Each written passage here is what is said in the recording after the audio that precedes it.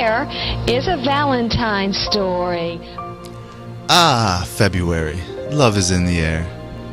Every year around this time, Americans flock to the nearest Walmart and spend their hard-earned money on stuff they don't need.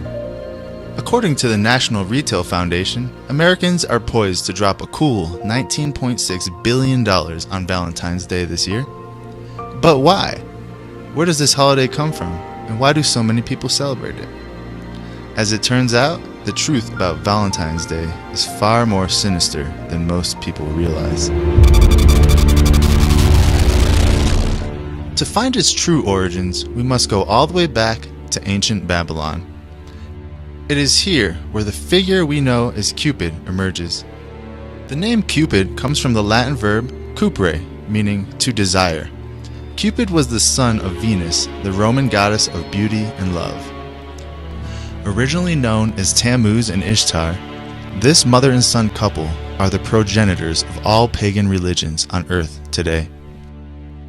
In this ancient Babylonian writing, we can see the true identity of Tammuz revealed. Quote, "The little demons and the great demons cried aloud. Demons and their companions cried aloud. Our heroic Lord, he who was seized away, forsake us not. Tammuz, our Lord, was seized away, forsake us not." End quote. Yes, you heard that correctly.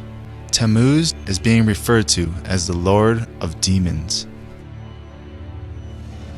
In this 1914 book entitled Tammuz and Ishtar, the author S. Langdon gives us more detail about the true identity of Tammuz. Quote, "The litanies and the theological lists refer to Tammuz by a title which occurs as frequently as any other, and which I have reserved for a separate treatment. For in this title we have evidence that this deity was connected with serpent worship. It is true that this connection is to be regarded as prehistoric and one which was forgotten in the age when our sources begin. For not only is Tammuz called the Great Serpent Dragon, but the same title is more than once applied to the mother goddess herself. The title in Sumerian is God, a name which is regarded by the theologians apparently as the most important of all the titles of Tammuz. The name should mean the Great Serpent of Heaven." End quote. The Great Serpent of Heaven. Where have we heard that before? Revelation chapter 12, verse 9. "And the great dragon was cast out, that old serpent called the devil and Satan, which deceiveth the whole world. He was cast out into the earth, and his angels were cast out with him." Mythology describes Tammuz as having both a cruel and a happy personality. He would use his invisible arrows tipped with gold to strike unsuspecting men and women, causing them to fall in love. He did not do this for their benefit, but to drive them crazy with intense passion and to make their lives miserable and laugh at the results. Famously, Tammuz used the love arrow on his own mother, causing her to fall madly in love with him. Mother and son got married, and the story of Cupid was born. Quote, "In Babylonian religion, the earth goddess was regarded as the mother and wife of Tammuz. That the son should be also the lover of the goddess is explained on the assumption that in ancient society, the imperial power descended through the female line. In that case, the heir to a throne is the daughter of a king. To retain a throne, the son of a king must marry his sister, or, failing a sister, his own mother. In the Sumerian myth, we have both circumstances represented. In the Egyptian version, Isis is the sister of her husband Osiris. In Sumer, the original myth represented the mother goddess as the mother of Tammuz." End quote.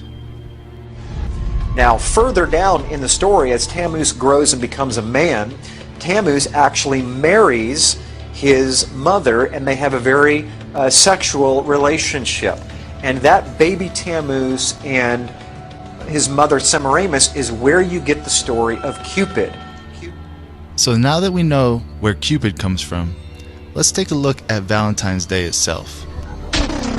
The association between mid-February and romance goes back to a pagan festival known as Lupercalia, likely honoring either Lupa, the she-wolf of Rome, who suckled Romulus and Remus, or Faunus, their god of fertility.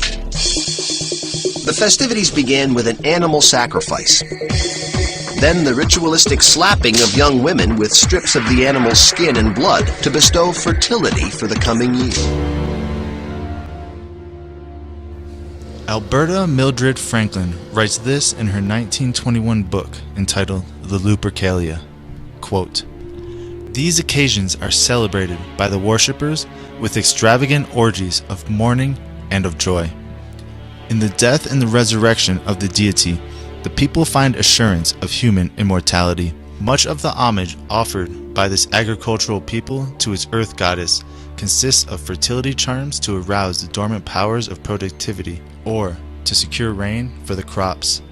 But often the goddess withholds her blessing and sends barrenness, blight, and pestilence upon her people. To avert these destructive forces and to set free all beneficent activities, the devotees resort to strange orgiastic practices. Often they seek to propitiate the dread goddess by the sacrifice of a human being." End quote.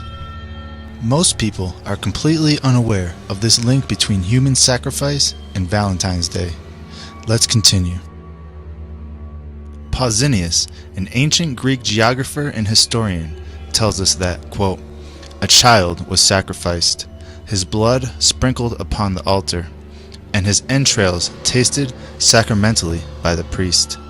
Thereupon, say the legends, he who had tasted the entrails was transformed into a werewolf for a period of 9 years." End quote. Werewolves, human sacrifice, incest, and orgies. These are all reasons why we should avoid celebrating Valentine's Day. But we're not done yet.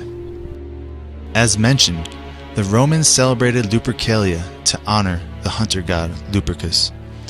To the Greeks, from whom the Romans had copied most of their mythology, Lupercus was known as Pan, the god of light.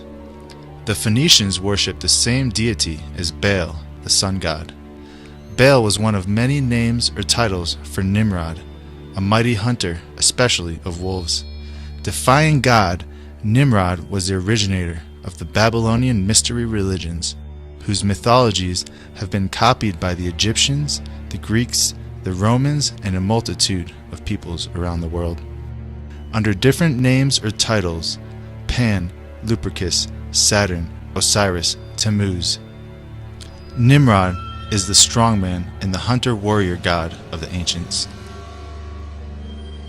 Now, let's move on to the heart symbol and why we associate it with Valentine's Day and love.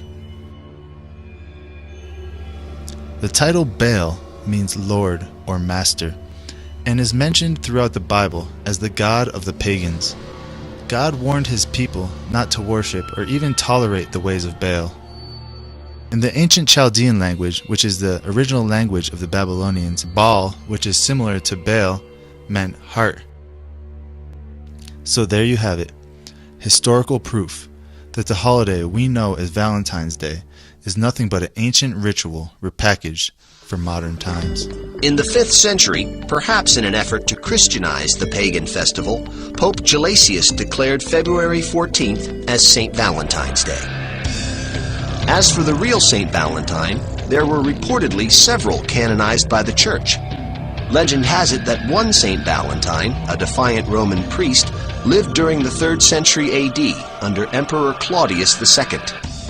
Claudius was an ambitious ruler.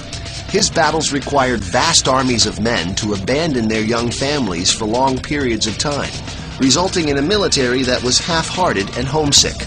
So determined was Claudius to stop love from sapping the will of his armies, he banned marriages altogether.